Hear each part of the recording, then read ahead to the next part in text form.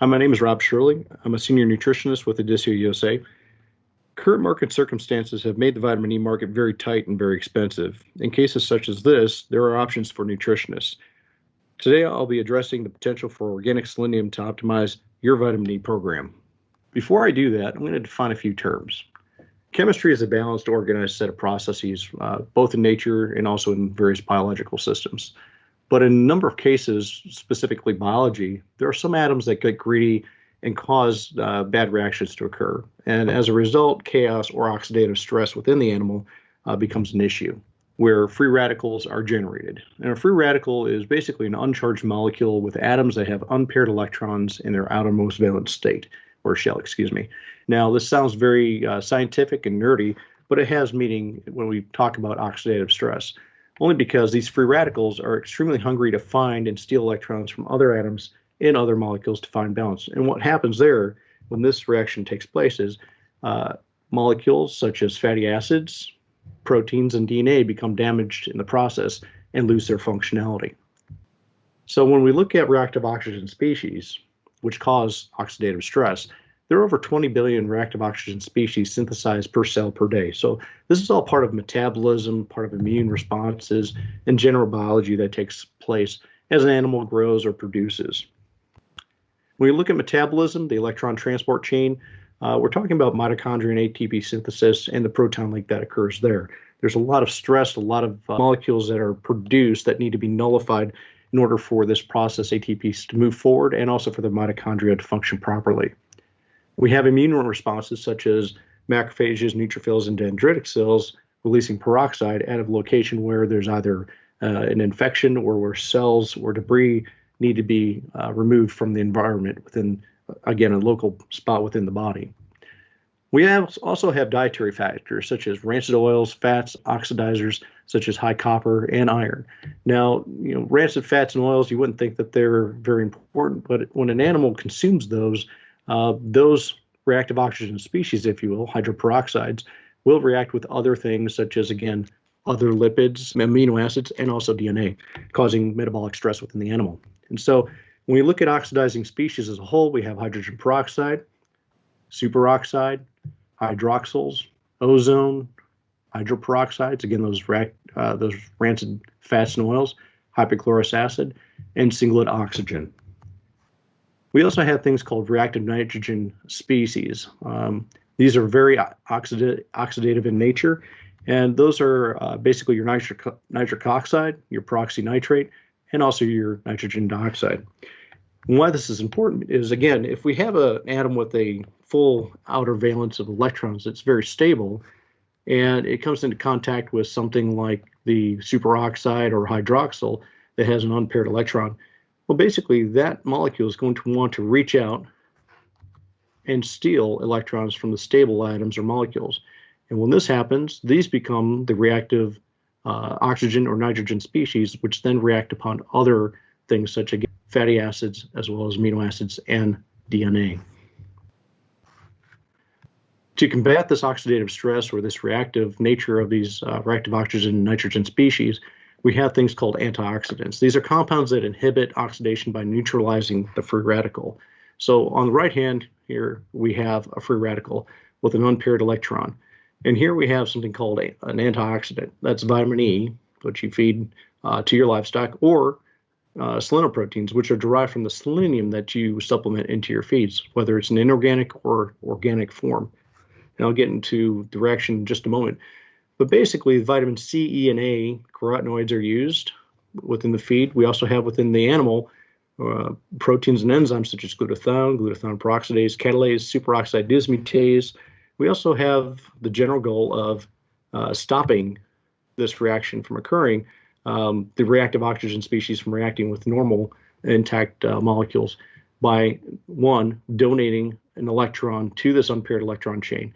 And in the case of vitamin E, this is going to stop the cascading damage from reactive oxygen and nitrogen species and minimize the oxidative stress that the animal sees so that it can maintain normal growth and production.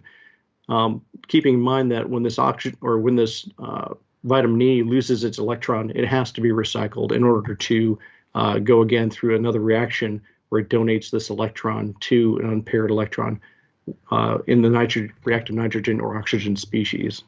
Now, selenoproteins, there's about 25 in mammals, 26 in avian species, and there's a lot of different selenoproteins that do a lot of different things. Briefly, selenoproteins are proteins. They contain a single or multiple selenocysteine units within the protein.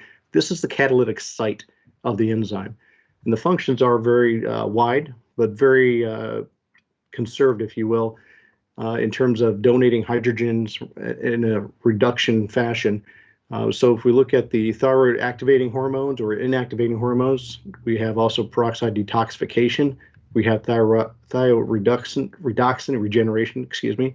Then we have methionine reduction, MRSB1. These all have major roles in redox regulation within the body.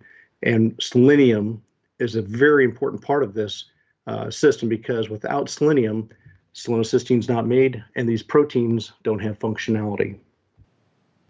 So putting this back to a practical level, when a bird has selenium supplemented into the feed, it's going to eat it, and that selenium becomes part of its body. It gets deposited within the general protein pool. When oxidative stressors come in, such as metabolic, environmental, disease, dietary stress, what will happen is the ROS, or the reactive nitrogen species, will act upon polyunsaturated fatty acids, amino acids, DNA, to create other reactive oxygen species or nitrogen species. These are dealt with by basically taking vitamin E and donating the electrons to these reactive oxygen species, rendering them harmless. Now, in the cases of peroxide, that's going to be generated, and it's going to be dealt with glutathione peroxidase, which I'll show in a moment. But getting back to vitamin E will have to be recycled if we want to keep this in the body to function within the within the fatty parts of the body, lipid bilayers within the cells, also fat cells throughout the body, brain tissue, etc. That is recycled by vitamin C. So we're taking ascorbic acid, we're basically generating or donating a hydrogen back to vitamin E that's recycled, and then we generate dehydroascorbic acid. And from there, we basically have glutathione, which is used. So two glutathione basically give up their hydrogens to vitamin C, creating a disulfide bond between the glutathione molecules. And this is recycled by thioreducin. Now, the selenoproteins come in very handy here, because thioreducin reductase will take NADPH and it will transfer through an enzymatic reaction that hydrogen to thioreducin, which is then transferred to this glutathione in the reduction reaction. Likewise, we take the selenoprotein glutathione peroxidase and we take hydrogen peroxide and reduce it to harmless water. So there's a lot of recycling here. And actually, if you look at a lot of the systems throughout the body, there's a lot of redundancy between vitamin C recycling and somewhat for the vitamin E recycling. But this is the major pathway by which vitamin E is recycled, so it can be used over and over and over again throughout the body. If we didn't have selenoproteins, basically the system shuts down, vitamin E is consumed in a one-way reaction, and it's not recycled and thus excreted into the environment. So final thoughts on all this are that there's a redundancy in the body's antioxidant systems. However, selenoproteins play a critical role in neutralizing oxidative species and recycling vitamins such as C and E.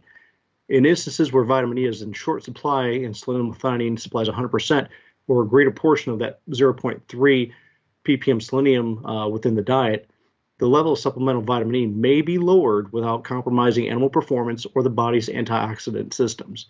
And when we think about this, this is a practical nutritional strategy that could allow producers to extend their limited vitamin E supply, all while meeting the antioxidant needs of their livestock.